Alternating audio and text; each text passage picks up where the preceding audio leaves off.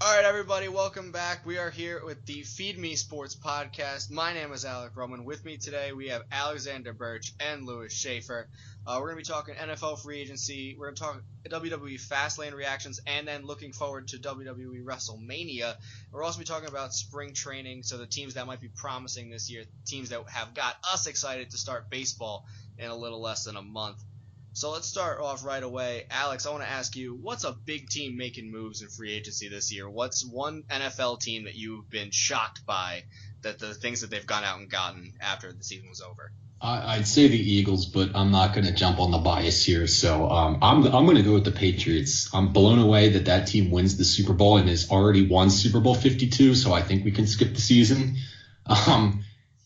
They lose Logan Ryan in free agency. They lose Jabal Shear. They lose Chris Long. That doesn't really matter because then they turn around and they add Brandon Cooks in a trade. They sign Stephon Gilmore. They add Coney Ealy.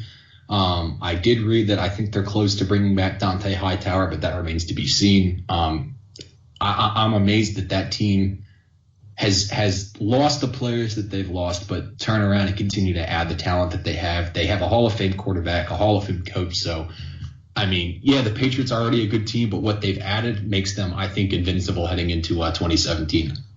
I find it funny that the Patriots division has literally done nothing to answer them. Like, if you look at the NFC East, where the Giants, Jets, even the Redskins have jumped in the free agency market. Giants, Eagles, and Redskins have jumped in and said, "Hey, we're going to make big moves all for a receiver." Yes, the Redskins receiver is not even the caliber as the other two teams, but at least they tried. Whereas the Jets have just sent things away. The biggest move Miami's made so far is letting Jordan Cameron retire. And then the Bills bringing in a guy who believes in mermaids. Yeah, and a guy who believes in mermaids. Well, they did add Julius Thomas, so that does give Ryan Tannehill a competent tight end. But at the least, in the past 2 years, I think I've seen Julius Thomas kind of become the Julius Thomas that he can be, and not the Julius Thomas that Peyton Manning made him look like. Yeah, I think a lot of that had to do with the system, and I know, Lewis, you brought this up on your school show. I think going back with Adam Gase in Miami is just, and Gase was there in Denver when Peyton was shredding it with him, so I think he's going to have a big bounce back year for Miami. But yeah, you said it. You look at the NFC East, everybody's in an arms race other than really Dallas losing a couple players, but the Eagles, Giants, and Redskins signing big-name receivers, big players. And then, you look at the AFC East, it's the Patriots swarming up every player, and then everybody else just saying, okay, take the Super Bowl. We'll just sit here in the basement and have fun. Right. It's like the Jets just sat there and said, here's our biggest rival going to get Brandon Cooks. There's other receivers out there that we could have gone for, and then we just sat there and looked at it as Darrelle Revis walked out the door, Brandon Marshall walked out the door. Literally, Nick Mangold was shown the door. You can't even pretend to be competitive in that division, and then the Dolphins are like, we'll be competitive, we're going to re-sign Kenny Stills and go get Julius Thomas, who hasn't been good in 2 years. So it just makes no sense to me. It's the Dolphins are, they're going to be okay. I think that's definitely an 8-8, 9-7 team, but Buffalo and the Jets, they got a lot of work to do. I think more than they can even understand. So, Lewis, what's another team that has shocked you in free agency, kind of blown the door off the handles? Yes. One team that has shocked me so far this year. Actually, the show's being run by our boy Alec, Tom Coughlin, the Jaguars. Okay. I love the A.J. Bouye signing. I love the Calais Campbell signing, even though he's a little old for the price they gave him, but, necessary evil at that point. I also love the addition by subtraction at this point. Julius Thomas, like we mentioned, in the 2 years of Jacksonville, the best word to describe him would be lethargic. He hasn't been good since going to Jacksonville. Yeah, he owes me big time for me drafting him in fantasy this year. He owes me a lot of fantasy points. He owes me for that because my tight end position suffered. And the other one, they brought in Brendan Albert in the series of trades with Miami. I'm not sure if it was one deal or two deals, whatever. But brought in Brandon Albert to play left tackle and got rid of Kelvin Beachum, who couldn't stay healthy, sent him off to the Jets, and got rid of Luke Joeckel, who was a massive bust. So with what they brought in Bouye and Campbell, and then what they were able to get rid of in Jokel and Beecham, and then still having this, fourth or fifth overall pick. I like what Jacksonville's done this offseason. Oh yeah, it's actually funny because in the mock draft I'm running up for our site, I talked about how Tom Coughlin built up the Giants, and he built up a defense. He built up a strong defense with a consistent pass rush. And you look at the Jaguars, and I think that's exactly what he's doing in bringing in Calais Campbell. He brings in a guy like Bouye to team up with Jalen Ramsey. They signed, Lewis's favorite Madden guy, Barry Church, at safety. And they still have that, I think it's the fifth pick or fourth pick, to take a Jamal Adams or a Malik Hooker and continue to solidify that defense. So, But here's the question I'll pose to both of you. Where does the building of the defense stop, and when do we start worrying about if we can score? Because, you look at Jacksonville, and for a while there, it looked like they were perfect. They had the offense. They had Blake Bortles, who's at the time was a rookie quarterback. They had A-Rob. They had Allen Hurns. They just pulled in Julius Thomas, who we had talked about was lethargic, but he looked good at the time. And then you looked at that defense that was coming together. Now the defense is together. Does it make sense to keep adding more pieces just to be like, hey, we have the best defense? Look at a team like Houston. Had the best defense statistically last season, but won games 6-2. Yeah, I think they signed Barry Church. I think it's wise for them at number 4 to take Jamal Adams and just solidify that secondary once and for all. And then, rounds 2 from 7, I would argue, use that to build the offensive line and protect Bortles, maybe take another running back, add another receiver, another tight end. There's plenty of options for them at 2 to 7, but I think with that first pick, I think solidifying that secondary and making it almost like a Legion of Boom in a sense would be smart for them.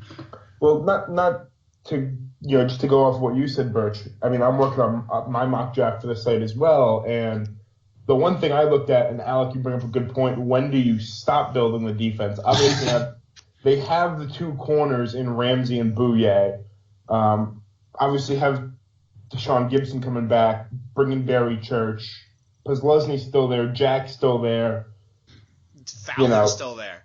Fowler's still there. Yeah, and I can't say his name. Yannick Ngukwe or something, but he had a really good rookie season last year. Yeah, they've built up enough on the defensive side, for my taste at least. Anybody that will look at my mock draft will say, I feel they've done such a good job of rectifying just the bad moves they've made to try to get good quickly. And one of the biggest ones is the massive contract they threw at Chris Ivory last offseason. Oh, absolutely. He was an absolute failure once he left the Jets. I have them rectifying that and getting Fournette. I would take the superstar running back. That's where I was going to go. I would take a superstar running back over anything else at this point, because the thing that, anytime you look at the Jags and you say, what are they missing? Because Bortles can get 400 yards passing easy with his receiver core. I'm not going to lie about it. But the thing that they're missing is the fact that they have no threat when Bortles goes to hand it off to somebody. They had Denard Robinson, who was good and who was entertaining in college, but can't do anything here. They have T.J. Yeldon, who was kind of looked at to be the next guy, but then they went and signed Chris Ivory, which made no sense because now you're almost defeating the development of 2 players at once. And they need somebody who's going to be an every down back. They need a Gurley.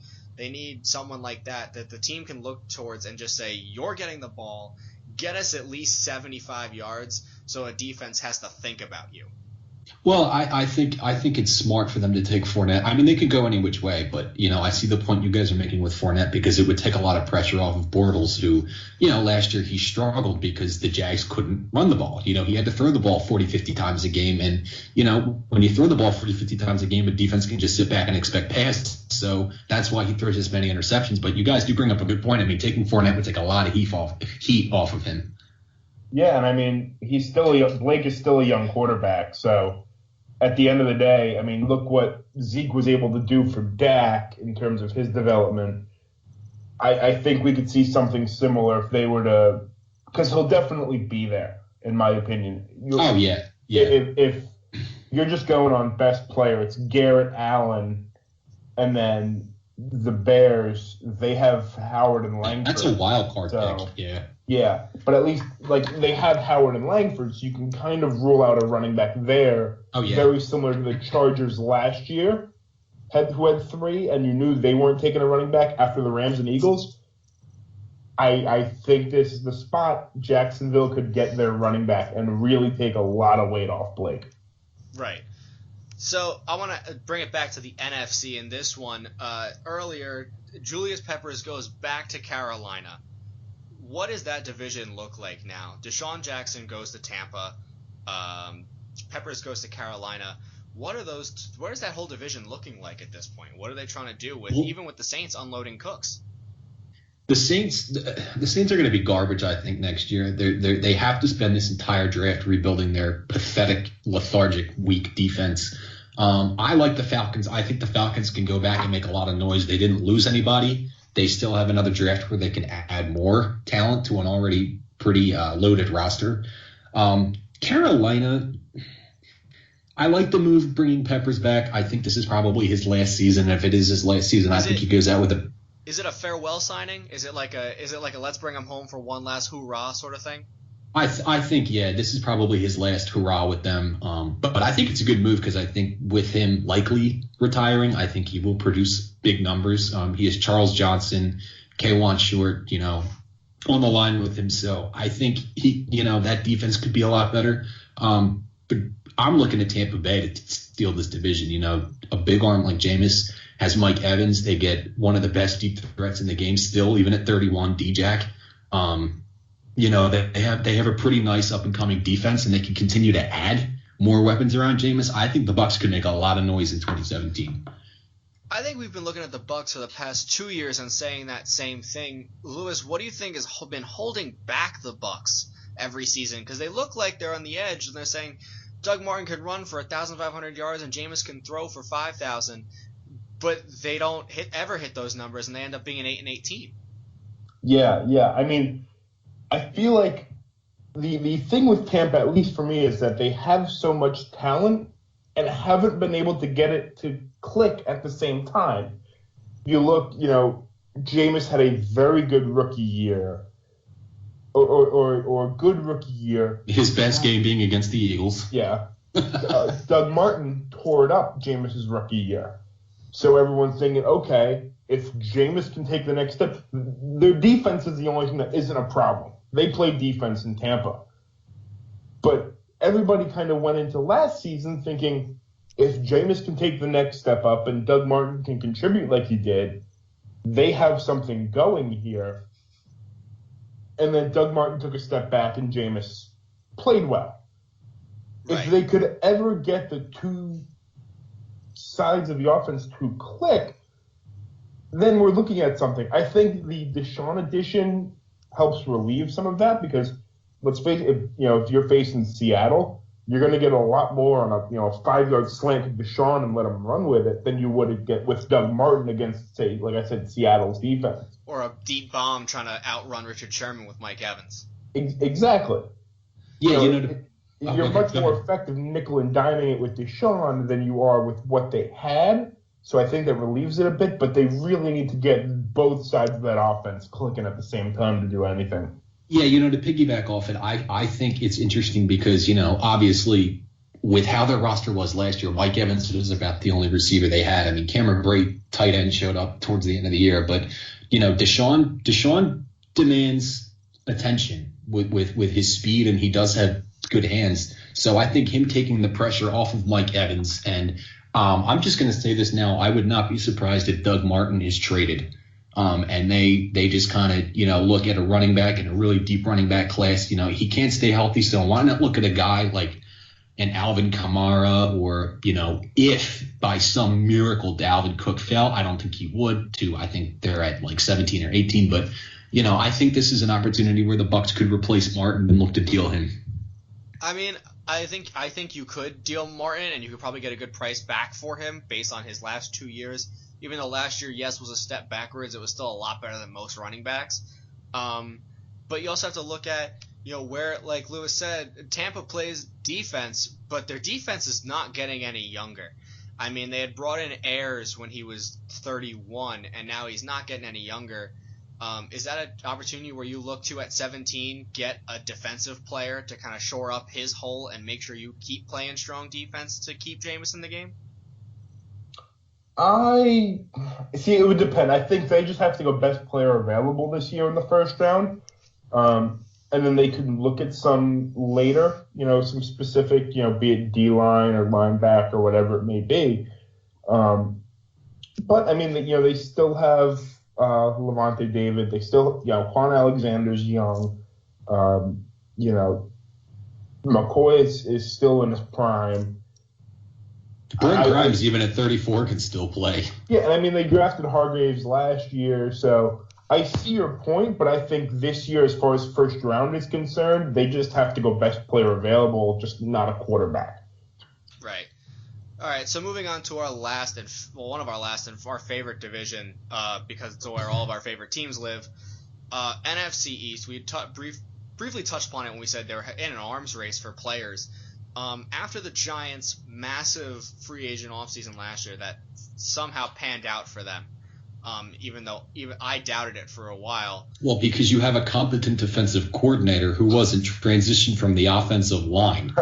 Okay, yes. Juan Castillo.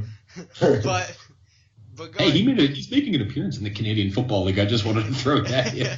No one watches that. That's like the XFL of the current era. So what's going on down there? Because you have, the Giants signing Brandon Marshall is always huge. I mean, that's adding a second threat to Odell Beckham, and then that relieves some of the pressure off that atrocious Giants running game that they have another option to throw to. You have the Eagles getting two more options to throw to, which is great because they had all of 0 last year. And then you have Dallas, who hasn't really done much, but did they really have to do much? And then Washington, who kind of looked like the ugly redheaded stepchild of the division, saying, hey, we got crap too. I'll leave the Giants for you guys, but I think I love the moves by the Eagles. One, I'll go with the lesser guy, poor little lesser guy, Chance Wermack. He's teaming back up with our offensive line coach, Jeff Stoutland, who coached him at Alabama. I think it's a great move because now looking at it, the Eagles have a lot of great depth on the line, something they have not had in a while. And, look, yeah, you hit the nail on the head. Carson Wentz was throwing the complete garbage last year. I mean, I like Jordan Matthews, but he's not a number one. I don't even think he's a number two. So, GM Howie Roseman had to get creative, and he goes out and he gets Alshon Jeffrey and he gets Torrey Smith. Torrey Smith might not be the same for one guy that he was coming in Maryland, but I think he still has a little pop in his step, and he's a veteran. He has good hands, stays healthy. And look, you look at Alshon Jeffrey, I mean, the talent is there, the size is there, the hands are there. But, there's been some injury concern and the PED suspension last year. But, look, you give him a 1-year deal. It's a prove-it deal. If he plays well, obviously he's going to cash in with them next year. And, look, he comes here and he says he came here because he believes Carson Wentz is going to be a great quarterback. So I'm looking forward to it. They still have a lot of work to do, especially on the defensive side of the ball. But, look, it's a step in the right direction for a team that really had nothing on offense last year. So, Lewis, I'll hand it off to you because I'll let you talk about the Giants first. Where does that put you as a Giants fan?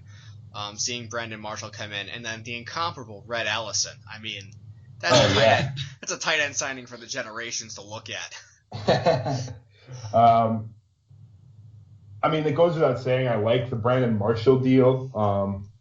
I know, because now I need 2 corners to cover Odell and Brandon Marshall. You need to get 1 corner first before you get 2 corners. No, we need 2. Birch is trying to get 6 or something from nothing. Well, trust me, I don't think we can rely on Ron Brooks to cover Odell Beckham and like C.J. Smith III to cover Brandon Marshall. So yeah, we need help. It goes without saying, I love the Brandon Marshall signing. You got him for less than you would have paid Cruz this year. He's more productive. His game just lasts longer, so I'm not worried about him being 31 or 32, whatever he is. The Red Ellison signing I actually like. Young, still, he's only 5 years in. Undrafted, so very similar, in my opinion, to Damon Harrison last year. Kind of had to work his way up. I don't think he's going to be the guy to get paid and then just lay an egg. And the other thing I saw, which interests me because I love rumors, is that in certain packages last year in Minnesota, Rhett Ellison was 2 years ago, I should say, when he was healthy, he was Peterson's personal fullback to block for him. So maybe there's something there. Maybe there's, we're going to get him. Was that an enticing signing? You're just saying, hey, look who we have. Look who we got here, buddy. Come here. Because you know what? The Giants just need Adrian Peterson for me, Jesus Lord. To jump off the bridge that Josh Huff got pulled over on? Giants, Patriots, Super Bowl 52. Have fun, guys. So, but I'll ask this. Is it almost like a hostage signing where it's like, we have Rhett Ellison, pay us, we'll pay you the money, you just have to show up? Is the Mara family sending that on those weird newspaper cutout letters to Adrian Peterson's house? Come to New York. I could see it working out that way just because why wouldn't you want to do everything you can to try to land Adrian Peterson? But if it doesn't work out that way, I do still like the signing. Like I said, he's young, kind of had to work hard, work his way up because he was undrafted. Could it be a hostage thing? Yeah, we're going to bring you in to try to to get a meeting with Peterson at least while he's meeting with Seattle, who's much better off than the Giants are on paper. Right. Yeah, but I do like the signing regardless. All right, so then I'll go to my favorite boy who just recently joined the NFC East. Terrell Pryor coming into Washington literally makes no noise, makes nothing happen in that development because they lose Deshaun Jackson. So if you said to me that they're getting Deshaun Jackson and Pierre Garçon, and if they has Pierre Garçon still, and they brought in Terrell Pryor as a 3, that Kirk Cousins looks pretty good in that situation. He may be able to stick around and actually help that team. But the problem is that they lose 2 receivers, and it almost seems like a Madden move. It seems like you lost the speed guy, you did a player search, and just said, my only requirement is that he has 92 speed, and you pick the most inexpensive dude you can get off the list. So, does it really make a difference that he was signed? Does it really change anything for Washington? Because they're trying to entice Kirk Cousins to stay at this point. Is Terrell Pryor the signing to be like, hey, listen, we got you a new toy? Or is it like, hey, we got you this McDonald's toy, it's kind of broken, have fun with it? We were talking about this the other night when we attempted this podcast, but a technical difficulty. I think the sky's the limit for Terrell Pryor. You look at a guy who transitioned from quarterback to receiver. He's 6'6", 230, 235. He put up fantastic numbers with garbage quarterbacks in Cleveland. 77 catches, 1,000 yards, 4 touchdowns. That's nothing to really scoff at for a guy who was playing with, as you called it, I think, what was it, a rotating cast of morons? Rotating casting of retards. Yeah, special boys. It was bad. So, I think Cousins, is a good quarterback. I don't think he's great, but when he's able to team up with an offense that is Jordan Reed, Jamison Crowder, and Josh Doctson, who I think is going to be a really good receiver, I think Washington's pass game, I think it was a way for them to keep Cousins here in D.C. I think it was a good move. I really do think the sky's the limit for him. His size and. But is it enough? Because I think that the reason why Cousins wanted to leave is Garçon said he was leaving, and Cousins was like, he's old, why do I care? And then Jackson said he was leaving, and Cousins said, oh no, there go my receiving numbers. So, yes, Terrell Pryor had a great year last year because there were literally no other options, and I think those 77 catches were on 100 passes that just went over Terrell Pryor's head. What is I know you say the sky's the limit, but where do we draw the line in saying yeah, the sky's the limit, but you can only make them do so much. Well, I think first and foremost, Washington needs to get a running back because they haven't had a consistent running game in a while. Matt Jones was supposed to be the guy. He fell out of favor. Then they turned to Robert Kelly. He had like 2 or 3 good games. Then he fell out of favor. Then it was going to be Chris Thompson. Then he fell out of favor. So, until they give Kirk Cousins a consistent run game that can take the pressure off of him, that's only going to help him and it's only going to help their offense. Because they have a really good offensive line. It is actually, I think, one of the more underrated units in the league, and they can use this draft to get a couple more defensive players, especially around Josh Norman and Ryan Kerrigan. But I think first and foremost, if the Redskins want to make any noise in this division, they got to get Cousins a running back. So, Lewis, I'll throw it to you. What does Washington have to do to make themselves relevant in this division? I mean, you talk about they could get a running game, but they're going up against the Giants' rush defense. That was not really a slacker last year, and the Eagles' front seven is no joke either.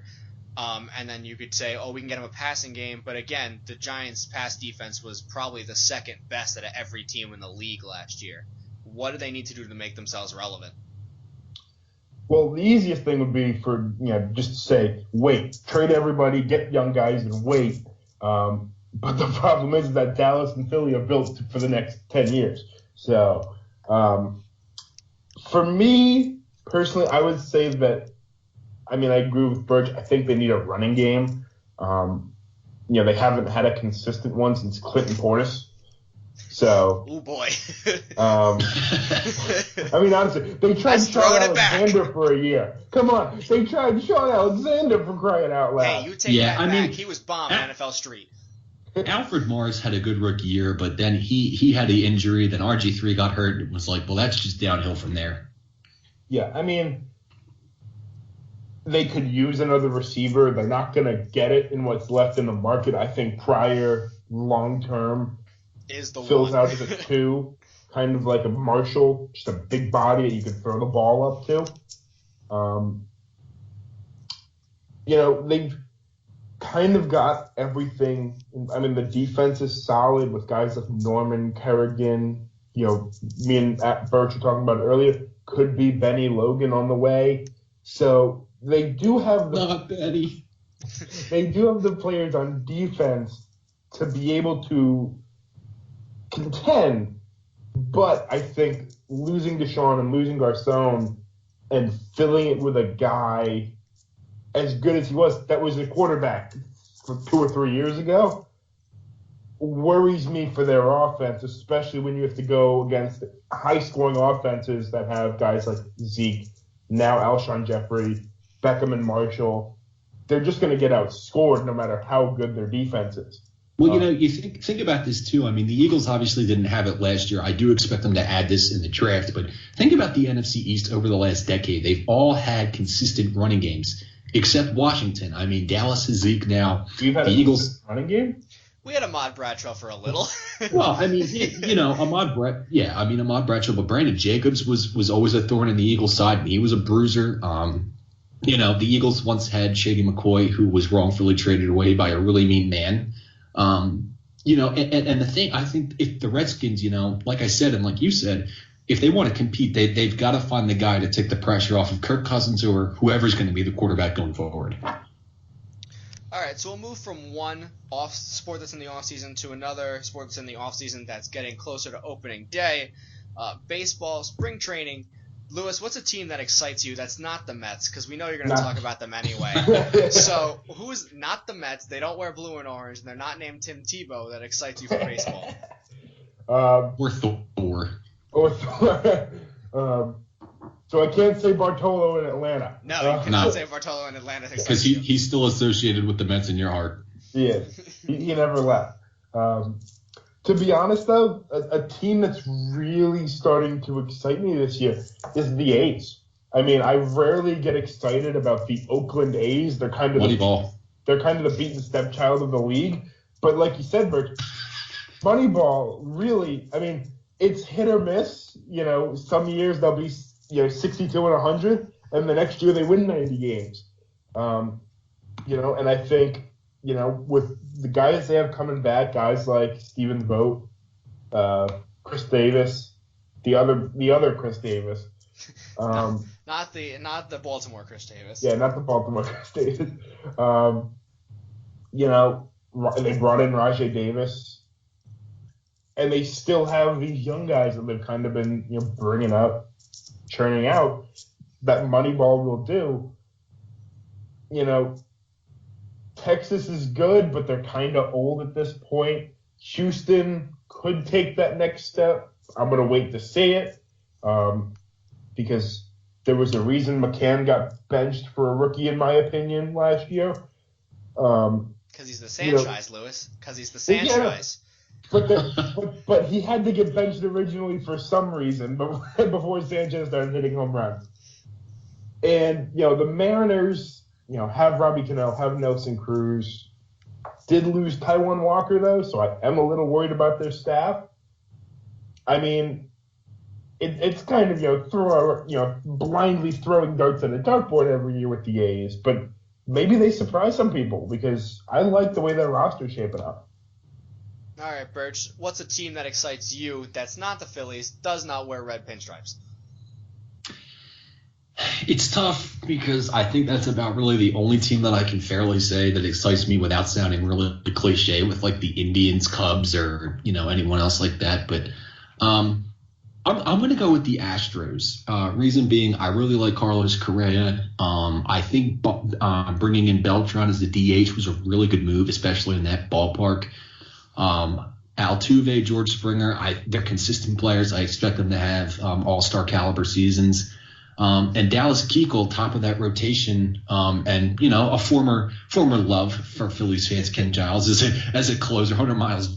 They're in a tough division because Texas is strong, they're consistent.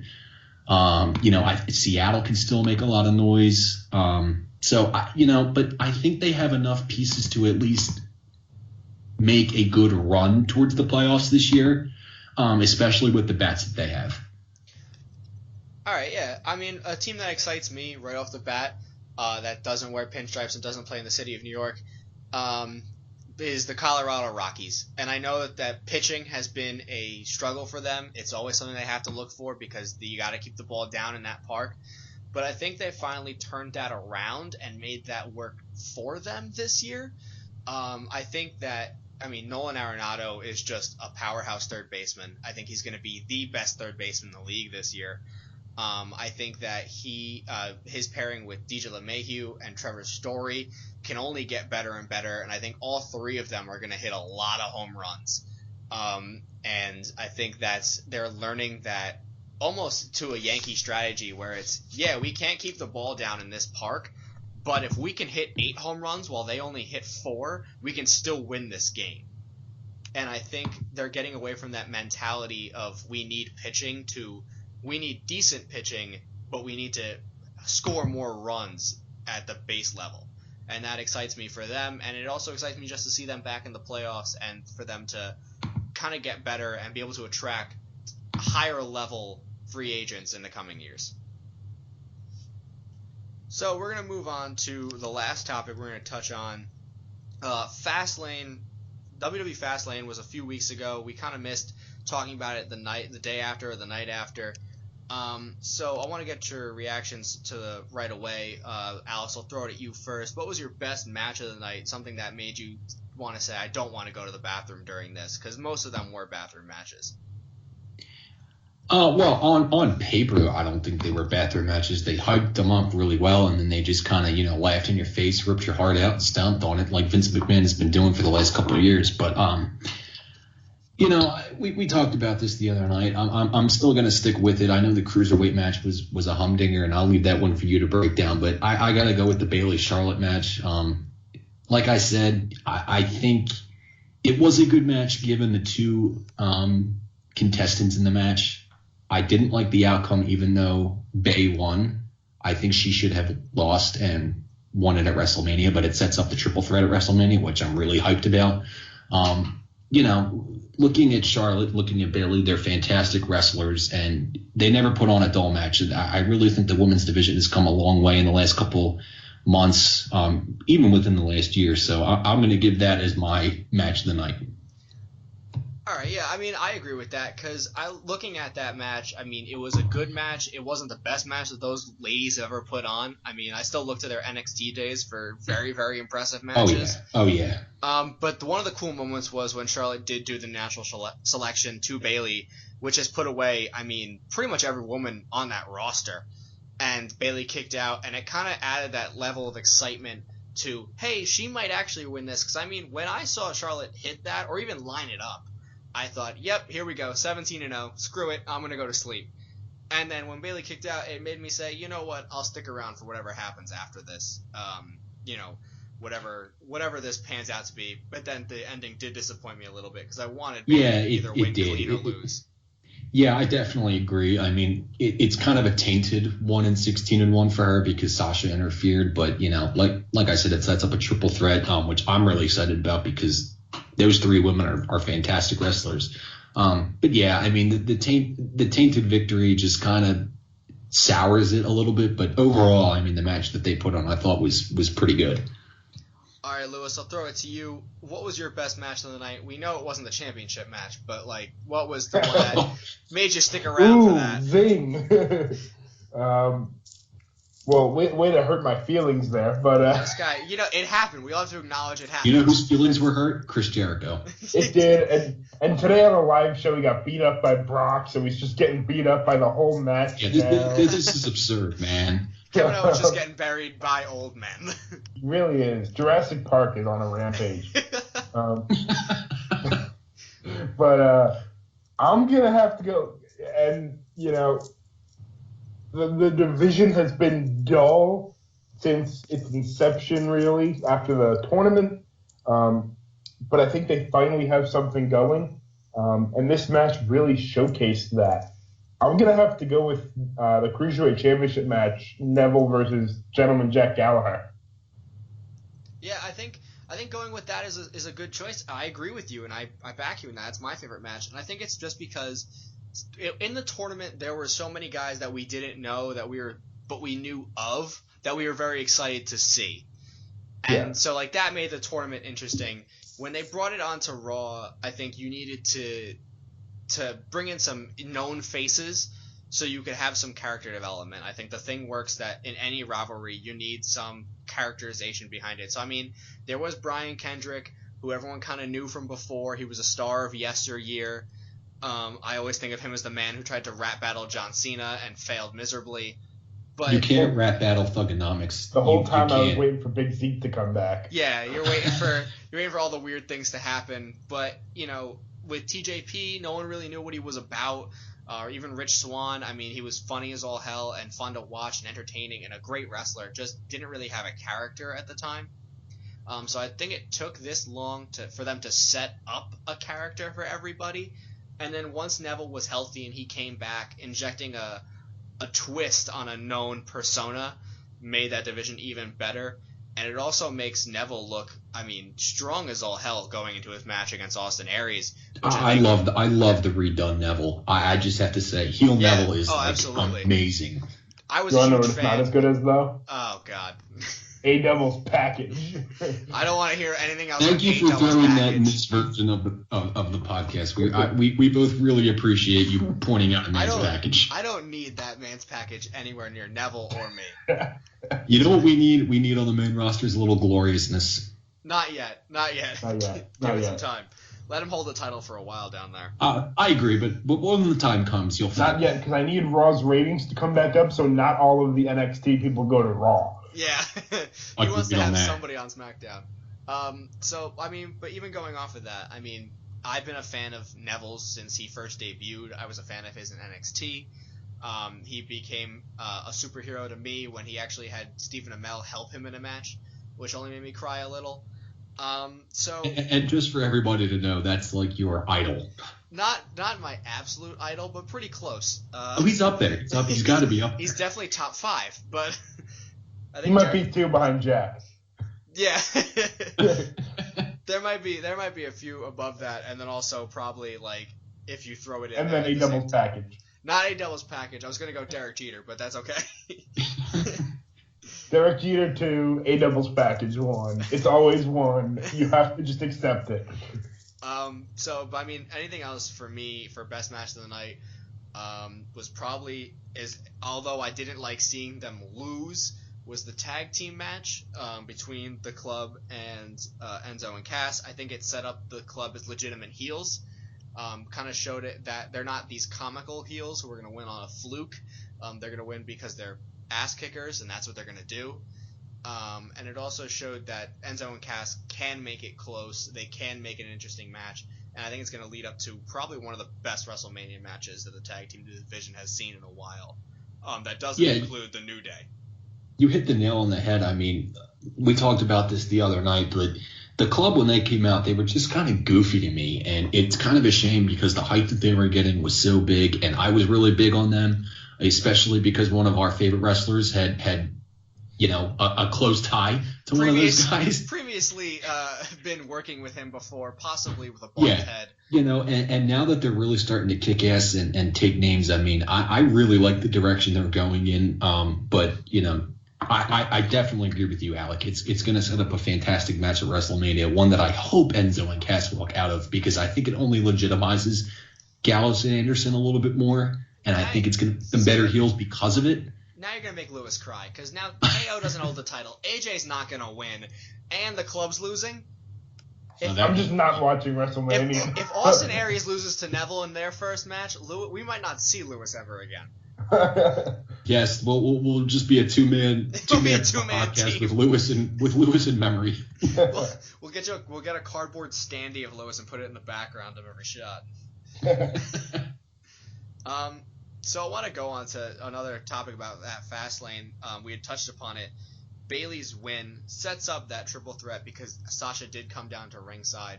But what we talked about it previously in the last time we tried to do this podcast. What does it mean for Bayley's character that she came in as this goody two shoes? I want to hug everybody. I'm going to win by hugging. It's almost like the ultimate schoolyard snitch. Like I'm going to beat you, but only because when you try to punch me, I'm going to go tell the teacher real fast.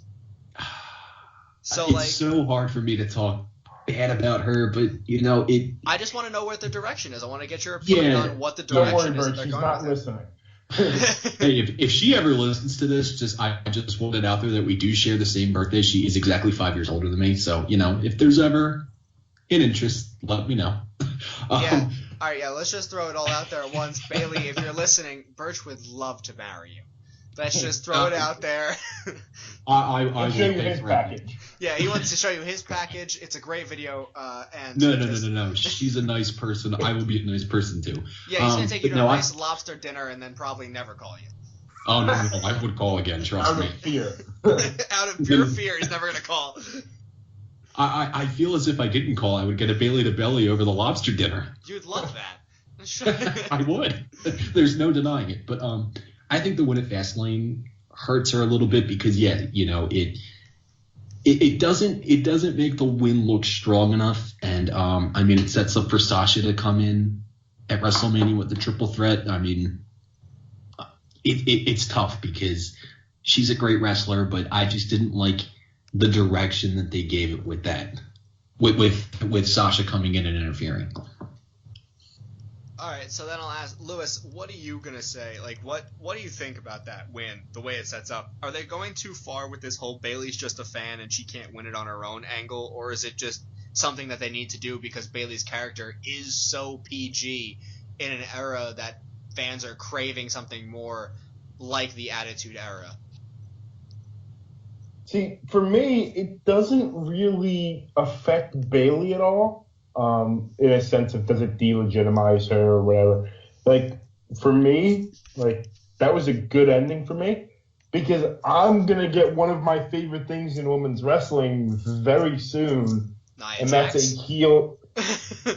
Okay, my second favorite thing in women's wrestling.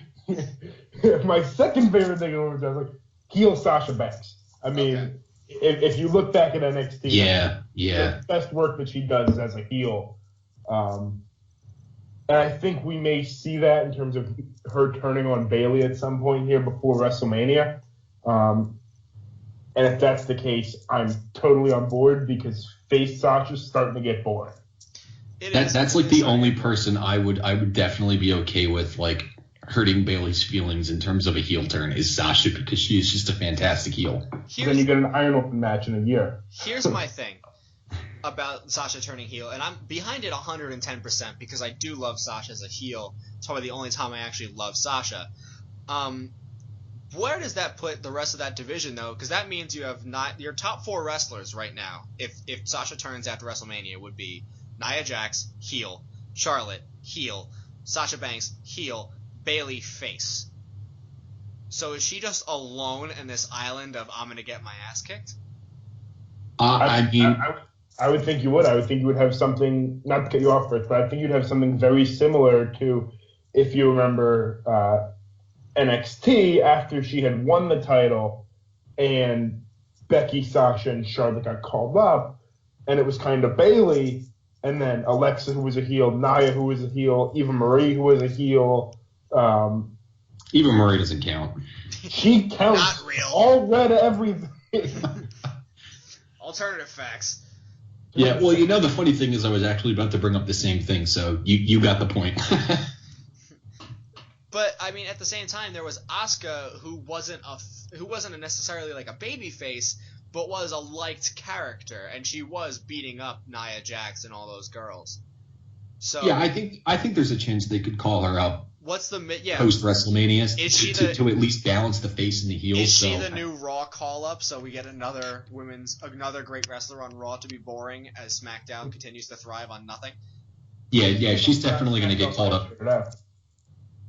I mean, is it just because? I mean, I would love to see Asuka on SmackDown because they need people at this point because they've been doing the same rivalries for the past 6 months, and yes, they're interesting, but they're going to run out eventually, I think, right? Eventually, people stop getting pissed off that Nikki Bella has a reality show and they don't. Yeah, people have to get over the fact that Nikki Bella's going to marry John Cena. People have to get over the fact that Natalia's a heart. And then people have to get over the fact that Becky doesn't speak English so good. So, like, what are we going to argue about next? She doesn't have to speak English at all the way she looks, trust me. That's very true. I love her deeply. But to Becky, if you're listening, I probably won't call you after our date, I'll be honest. That's just who I am. He's very rude. He's just very rude like that. Becky, I hear St. Patty's Day is coming up. If you want to make your way to Station Avenue in Center Valley, PA, that's where we'll be. So Braveheart Pub. Braveheart Pub. So I'll go on to the next match that we're going to talk about from Fastlane. The last thing we're going to talk about from Fastlane, something that hurts Lewis very deep. It hurts everybody. The fact that there are 2 part-timers going for the title now at WrestleMania, and KO is out of the picture. What does that mean for WrestleMania in the fact of how excited are we actually going to get for this main event that literally means nothing? Punk's not even dead and he's rolling over in his grave. Mexico should pay for the main event because it's just going to be so bad.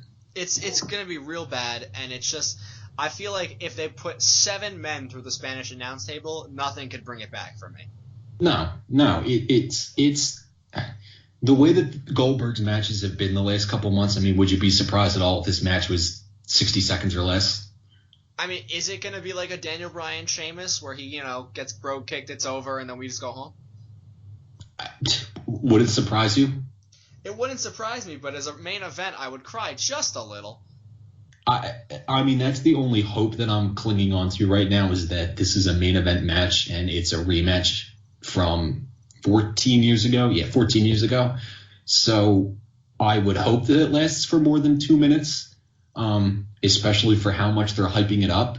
Right. But at the same time, I would not be surprised if this was a 60-second match, given the facts and the history of Goldberg wrestling. And the 2 of them don't like to wrestle each other. Oh, I know. And that's the thing is it's like that's what's so frustrating that, I got so hyped up for that Fastlane match with Owens, and, it's really not KO's fault. I thought he sold the antics very well, but it just – they could hype this match up as much as they possibly could, and me personally, I'm just not excited because given the track record of the last couple months, it speaks for itself. I mean, for me, I hate KO more than most people hate a lot of disgusting foods. So, I wanted to see him lose at WrestleMania and lose it in grand fashion in a great match that really made me excited for whoever won it. Now I gotta watch him face Chris Jericho, which is never a bad thing, but I know who's gonna win, and I also know who's gonna win the main event match because everyone kind of knows that Goldberg's not coming back. Yeah. So what's the point of watching anymore? What is my incentive to look at this if I know the results of pretty much the biggest two matches on the card so far? I think right before Lewis goes, because I'll let him speak, I think the only thing that's worth watching for the main event is that this is probably Goldberg's last match ever in WWE. I mean, this is the curtain call. This is it. So, Lewis, what as a Kevin Owens fanboy, what do you think about what's going on right now? It hurts that he lost the title. He will get it back. I have no doubt in my mind that he will get it back at some point. So, titles come and go. I actually want to thank WWE, to be completely honest, because the fact of the matter is that whatever goes on before it, the second the sparklers go off or Brock's fireworks, I get to turn off the TV. I get to go to bed. I get to cuddle up in a decent hour. It is not worth my time after sitting probably from 4 o'clock to 10:30 when that match goes on, watching wrestling. It's a needed break, and it's done. That's the thing, too, is how the hell do they expect to drag this show on for 7 hours? I think that the entire SmackDown end of the card will have to go first because each match could go on for an hour. I guess that's where they're just going to milk the fact that SmackDown is good, and they're going to put it in the beginning hoping unless they just pull a fast one and the Goldberg-Lesnar match just goes on for an hour. Is it an hour of them writhing on the ground screaming we're old? Because that's pretty much what I envision. I imagine it's about a half hour of Paul Heyman claiming that Brock Lesnar is the beast and will conquer and victimize Brock Lesnar. And actually, my prediction for the match is Goldberg's son is going to come out and spear Brock Lesnar. That would, honestly, we all expect like a Ronda Rousey. We all expect like Ronda Rousey or Conor McGregor to show up because that's what happened 2 years ago. So I think Goldberg's son's in the cards here. Sure, on or off. Conor's gonna be in. He's gonna. I don't know. I would say he has Goldberg's shirt on and spears him, and then he takes it off to show the flub. Oh yeah. Or, you know what, maybe he has a six-pack and he's a wrestling prodigy, and in 10 years we'll hear about Goldberg Jr. Oh, please no. All right. He'll still probably wrestle longer than his dad. Hopefully. All of 6 years. So we'll talk about the WrestleMania card now that we're on the topic of it. Lewis, what's one match you're really excited for that's not the abysmal title defense that we're going to have to sit through to watch the ending fireworks? That one's going to be rough. But one match that I'm really excited for is going back to the cruiserweights. Double A's package. Neville A versus Neville A. Neville A versus Neville. I'm really excited for this one. I mean, Neville's been on a roll since, coming back and turning heel. Obviously, A-Double, one of my favorites from the company that we shall not name. It doesn't exist. Never happened. He was in a company with Bobby Roode and AJ Styles. Look it up. New Japan Pro Wrestling. There's New Japan Pro Wrestling. But, he's one of my favorites. Neville's been on a roll. The cruiserweights book things better than Raw books things. So at this point, I'm excited for that cruiserweight match. All right, so I'll throw it to Birch. What is one match you're real excited for? That's not the ladies, because you talked about the ladies before. No, I know. I wasn't going to go that route. What is a match that makes you excited to sit through 8 hours of wrestling? You know what? It's kind of, I think, one of the underrated matches and kind of like, not getting as much hype, but I admitted this the other day. AJ Styles has really grown on me, both as a heel, as a wrestler. And you know what? I love Shane O'Mac, always will love Shane O'Mac. The man just does crazy extreme things, and it's like, oh my God, this man's not really a full-time wrestler, and he just throws his body and just does whatever he wants. I think they're going to put on a really good match, and I think there could be a lot of really good ramifications of it. So, look, if there's anything that's going to get me excited, it's Shane O'Mac jumping off of a steel cage or doing something crazy, and the fact that AJ Styles has really started to grow on me. I mean, that makes a certain company that shall not be named really happy that you actually like AJ Styles. But for me, I think the match I'm most looking forward to is going to go to the SmackDown roster again, but not to the guys, actually to the girls, that Alexa Bliss versus everybody match that Daniel Bryan put together. I really am excited for that. I think it's going to be the AJ Lee versus everybody match that we kind of got but didn't really like. I think it's actually because when AJ Lee did it, you still had a remnants of divas that were there to just look pretty and not really wrestle. But when going up against Alexa Bliss, you got Mickie James, who's just a Hall of Fame talent already without even doing anything else this year. Becky Lynch, who is fantastic. And then you also got Naomi, who I'm pretty sure is probably not that hurt and will show up as probably the last entrant to face Alexa Bliss and win it in her hometown. And then, other ladies, Nikki Bella has come back real strong. Maybe she's in it. Natalya has come back. Maybe she's in it as well. It's just something interesting for me being able to see Alexa Bliss versus all those girls. And then it kind of tosses it up in the air as we really don't know who's going to win it. Although my money is on Naomi coming back and winning it in her hometown, which I think was the plan in the beginning anyway. Yeah, I'll double up on that. I think she's going to win. It's in her hometown, so she's never had a WrestleMania moment, so why not give it to her now? And I like her. So you're telling me it's not going to be Eva Marie? No, it's not. Eva Marie might be entrant number 1 and then have her top fall off again, and then we got to go to the second entrant. I'm okay with it. Good God! Then they have to go down and reshape her character again.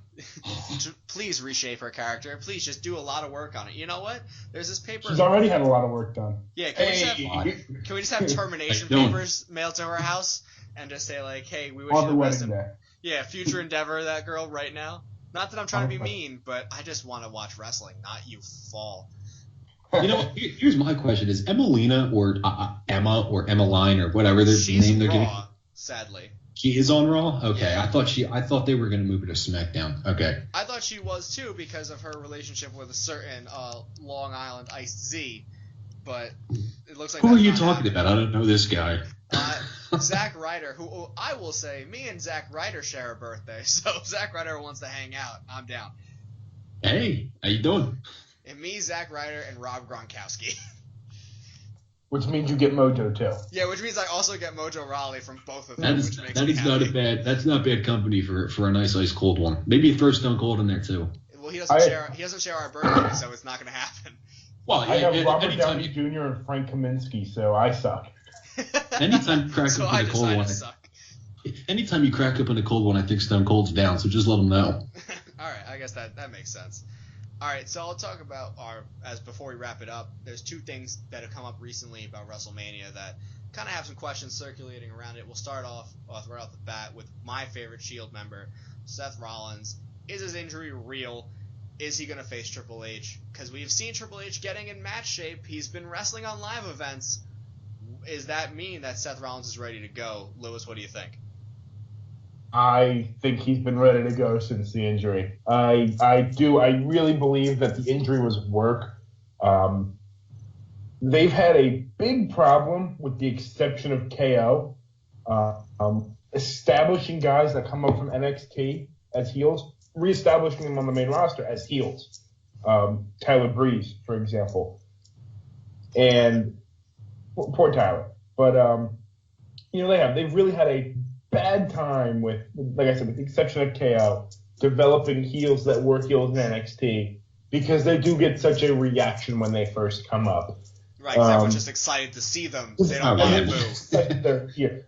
And I think you had Samoa Joe, quote-unquote, take out Seth Rollins, who everybody's been waiting for Seth Rollins versus Triple H since he made the August. list. So, I do. I think the injury was a great way to get Samoa Joe over as a heel. And I think it's all a work, and that he's been fine since he got, quote unquote, got hurt. All right, Alex, I'll throw it to you. What do you think? Is Seth Rollins fighting maybe late that Sunday night? Oh, he's fighting. I mean, he'll fight on one leg if he has to. But I think there's some merit to it, and we talked about this the other night. Every time he jumps off that top turnbuckle, I always cringe a little bit because ACL injuries and knee injuries are never something you want to mess with. I don't think it was as serious as they were hyping it up. I think, Lewis, you said it perfectly. They set this up great with the story with Joe hurting him, and now Joe is working for Triple H. It sets up that Triple H has got Joe doing his dirty work. Rollins is getting more pissed at him. There's not a doubt in my mind Rollins shows up and screws with Triple H, and he was at a house show over the weekend, and so was Finn Balor. So I expect him to be. We're gonna get to Finn. Yeah. But there's not a doubt in my mind Rollins shows up at WrestleMania and gets retribution for what happened. Yep, all right, I agree with that. I mean, I think he's wrestling. I think he's wrestling hurt. I think Seth doesn't care. I think Seth has been waiting for WrestleMania moment since he had to steal one 2 years ago, and he missed it last year due to his injury. I don't think there's any injury in the world besides death that can keep Seth Rollins out of this year's WrestleMania, and I think that's how they're going to play it. And I think with a guy like Triple H who knows how to wrestle somebody while they're injured, I think it's just a perfect recipe for Seth Rollins looking real good at this year's WrestleMania. All right, so going on to what Alex had said very briefly, over the weekend we had Finn Balor go to a live event in Buffalo. He had tweeted a picture of him packing up his stuff earlier that day. That night he shows up as part of a six-man tag with his teammates Chris Jericho and Sami Zayn. And he kind of unleashes a lot of hurt on Samoa Joe, KO, and Triple H. What does that mean for Finn Balor now that we're kind of the WrestleMania card's already solidified? Does Finn find his way on the card, or is he in the Andre the Giant Memorial Battle Royal just to fill a spot? So what do you think? They would completely botch it if he wasn't involved in WrestleMania in any way. I mean, yeah, the card's filled. WWE could always pull the fast one in the next coming weeks and find a spot for him in a tag match, in some kind of match just to get him in. I actually wouldn't mind him in the Battle Royale just to win the Andre the Giant Battle Royale. I think that would be kind of cool. Give him like a WrestleMania moment because he doesn't have a chance at the main event or anything big like that. Maybe you can revisit that at SummerSlam next year, but there's not a doubt in my mind that they have got to get Finn Balor involved in this card one way or another. All right, Lewis, what do you think? What's your look at it? Where's Finn Balor fit into this, if he fits at all? I think he may end up with one of the best matches on the card. I think he gets a one-on-one match. With the way they've booked the character since he's come up, I think we may get one more run for now of Samoa Joe versus Finn Balor. Okay. I could see that. I could see that. It's taken, the time that the doctors said originally, it has taken that for him to get back. He hasn't rushed it, so he's healthy. He's 100%. He looked real good in that video that they released of him doing stomps and sling blades to everybody who got in his way. So exactly, and I think about it, and obviously I like to come up with scenarios in my head and get upset when they don't happen because welcome to my world. That's the life wrestling. of a Philadelphia fan. That's the life of a Philadelphia fan. But I can totally see. We're recording this on Sunday, so tomorrow night he comes out and Samoa Joe attacks him to build up this destroyer character that Samoa Joe's got going and have Finn make it look like he hurt the shoulder again. Ooh. And then he shows up maybe the Monday before WrestleMania, takes the Samoa Joe, they get a match in WrestleMania. The Demon and the Destroyer. I would pay to see that match in a heartbeat. But who wins that match? I'll ask that now that we're going off the hypothetical. Who wins that match? Because you can't bury Finn because he's back now. You're gonna make him lose his first match, and you can't really bury Joe because he's brand new. With your question, I'll pose a question to you guys. How would you feel about Balor losing at WrestleMania and then getting retribution at SummerSlam? On Joe. On Joe, yeah. I mean, okay, here's the thing that I'll put out there. The only match I would be okay with Finn Balor losing off of this long of a hiatus after he was literally the king of the castle would be an Undertaker match. That'd be to have the Demon versus the Phenom would be the only match where I'd be like, fine, let the Demon get his ass kicked. You just gave me chills doing that. Now I need to go play WWE and make that match happen. Because it's just, that's the only match I'm okay with him losing after he wins the Universal title. He has to give it away because he is hurt. He comes back, and then to lose to Joe to be a mid-card match in 6 months. It doesn't make sense. I think you could sell that as main event, and that's just me. Right, and maybe that is the main event because Brock obviously will only show up for certain events. But I would much rather see either a Finn Balor KO rematch for the title belt at WrestleMania. I would rather, or not at WrestleMania, at SummerSlam. I would rather see him face Brock Lesnar at SummerSlam. I'd rather see Finn Balor climbing back to the top of the mountain at SummerSlam where he got hurt last time, which would be like the ultimate year for him. After winning, getting hurt, recovery, and then winning again in the same spot. But I also want to see him win at WrestleMania to prove, I'm back. I'm absolutely back. Like, I'm doing this for real. Well, I think it would depend how you have it fall. I think obviously if you could do, say, maybe we see that new evolution that everybody's been, talking about, the rumors have been talking about. Maybe they come out and jump Finn. Okay. I'd be okay with that. I wouldn't have either of them lose clean because it would kill either. Right. Of them. You kind of avoid killing one character of two people that everyone loves so much. Exactly. Yeah, I definitely agree with you guys. I mean, I was just putting it out there, for the sake of the scenario, but I'm on board with both of you. All right, so then I'll bring up my last hypothetical right here. Finn Balor is back. Here's what I'm thinking. I'm thinking he's not going to be involved in any of the title matches. He's not going to get involved in any of that stuff because they build this months in advance. I don't think he's getting involved in the Jericho KO thing because there's no place for him there. I think that he gets involved, and I know this will make Lewis very happy. I think he gets involved in a tag team match for the Raw Tag Team Championships. I think since Lewis is saying, going off what Lewis has said, you may see this new evolution thing coming up and Triple H forming this super team. Raw's got to have their own good guy faction to make this thing go down because there is no John Cena to bury them all. Leave Cena out of this. So, put their own faction together. If Finn Balor comes back and he can turn, maybe he does get jumped by this new evolution and he can turn the club face. Maybe he comes back as a heel and he joins the club and just starts beating everybody up. So maybe Triple H has to make a group to stop him. Whatever it happens, I want him making his own faction because I think we've seen what he can do as a singles wrestler. We saw him take down Roman Reigns. We saw him take down Seth Rollins. If you watch NXT, you could see him take down half the locker room. Now it's time for him to do the thing that made him absolutely world famous. Make a faction, run the show. And that's more exciting. What's interesting is you bring that up, and while at work today it was slow, and I read something very interesting to your point. We've all been begging. I don't know if all of us, but a lot of people have been begging for the Shield to make a reunion, and no better opportunity than this new evolution attacking Roman Reigns because, Triple H does have it out for Roman Reigns, and they're trying to bury him in a way where he gets beaten and you're supposed to cheer for him, but we're not. I read an interesting rumor that New Evolution was going to attack Reigns.